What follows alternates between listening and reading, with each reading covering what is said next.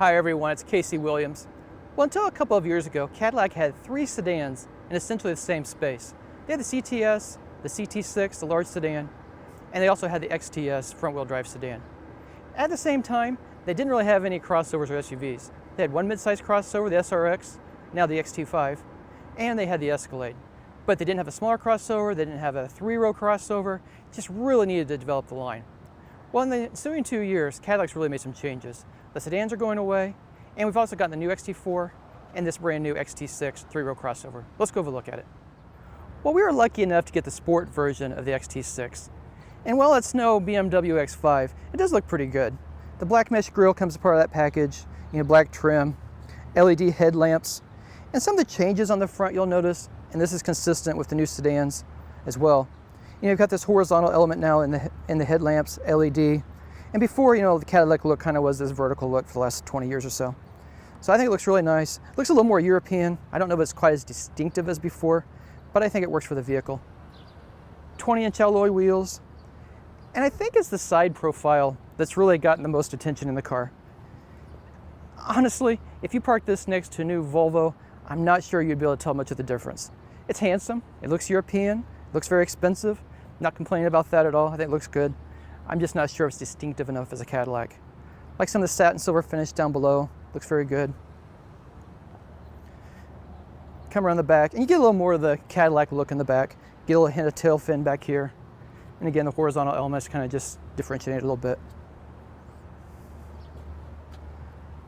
Power hatch.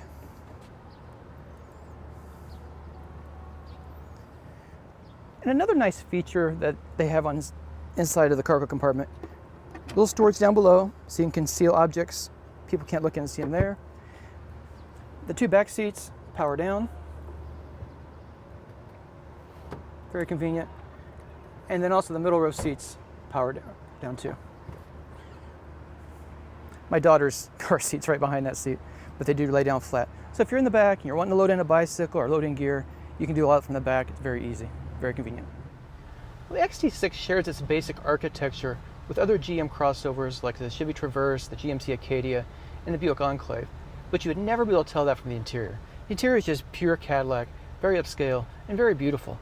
I like what they've done. I like the carbon fiber. Keep in mind, this is the sport package, so it's got the white swath of carbon fiber here, also on the doors, the aluminum look on the Bose audio system grills on the door, up here on the A-pillars. Looks very nice, kind of the layered materials, looks like leather on the dash, looks good. Nice thick leather wrapped steering wheel, more carbon fiber here on the steering wheel. Everything just looks very, very upscale. The cream colored seats, they're heated seats, they look really good too. I think they're gonna get really dirty with your kids, so you're definitely gonna be careful keeping them clean. But I like the infotainment system, I like what they've done. Several years ago, a lot of complaints, it was just kind of difficult to use.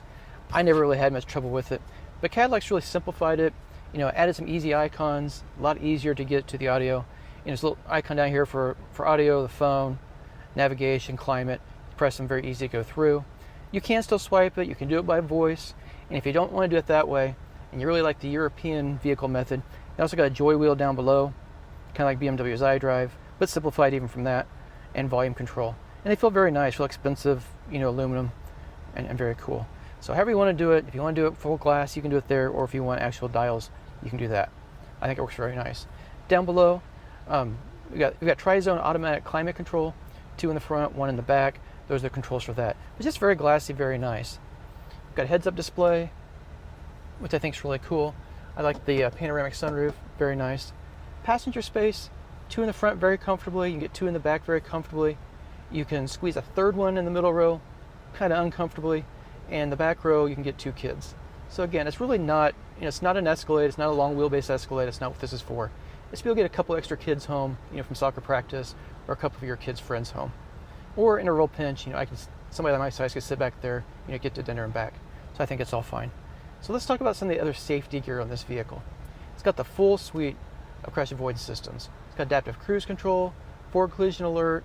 It's got a following distance indicator if you're getting too close to the car in front of you.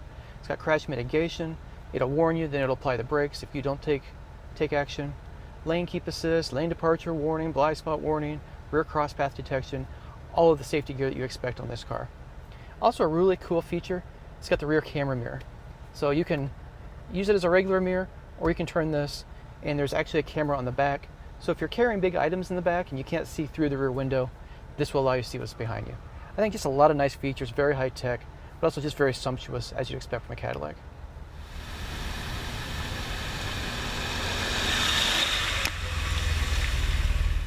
Well, the 400 on the hatch is supposed to imply that the vehicle has 400 pound-feet of torque by Cadillac's new naming strategy, which is total nonsense, because this has a 3.6-liter V6 putting out 310 horsepower and 271 pound-feet of torque.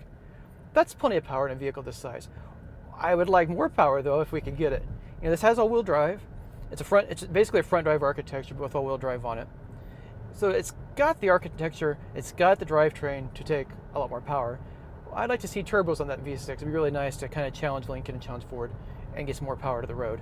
And I think that would make us even better. But it rides very nice. It handles well. It gets decent fuel economy. It gets 17 miles per gallon in the city, 24 on the highway. Again, it'd be nice to bump that up a couple of miles per gallon, especially on the highway. But it's competitive in that market. It does 0 to 60 under 7 seconds, so it's not a slow car, even at that. I suspect that when you get 4, 5, 6 people aboard, those numbers are going to drop tremendously. You get a trailer, light trailer behind it, get it loaded up, those numbers will also drop. So you have to keep that in mind. It's basically a nice luxurious crossover that's meant to be smooth and quiet and get decent gas mileage. But driving it I also like. It handles well. The ride is smooth. It does have the drive mode selector. Right now I've got it in tour mode. You can add all-wheel drive to that, put it in sport mode. Supposedly that'd make the throttle a little more sensitive, stiffen up the steering. I really have a difficult time telling any difference whatsoever between the all-wheel drive mode and the sport mode. It'd be nice if it would really make the steering heavy. It's got electronic suspension on it with real-time damping. It'd be nice if it stiffened that up quite a bit. It'd be nice if it really made a noticeable difference in the throttle. But it's just kind of, to me, it just feels just a little bit gimmicky. And it drives just perfectly fine in the tour mode as it is. And again, it's a Cadillac crossover. It's not meant to be a sports car. I don't think anybody expects it to be one.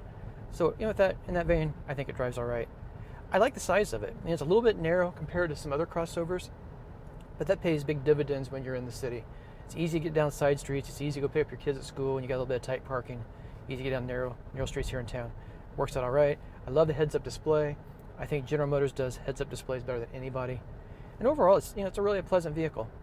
And if you got in this and you didn't know it was based or shared architecture with any other GM product, you'd be hard-pressed to figure that out. It just really does work out very well.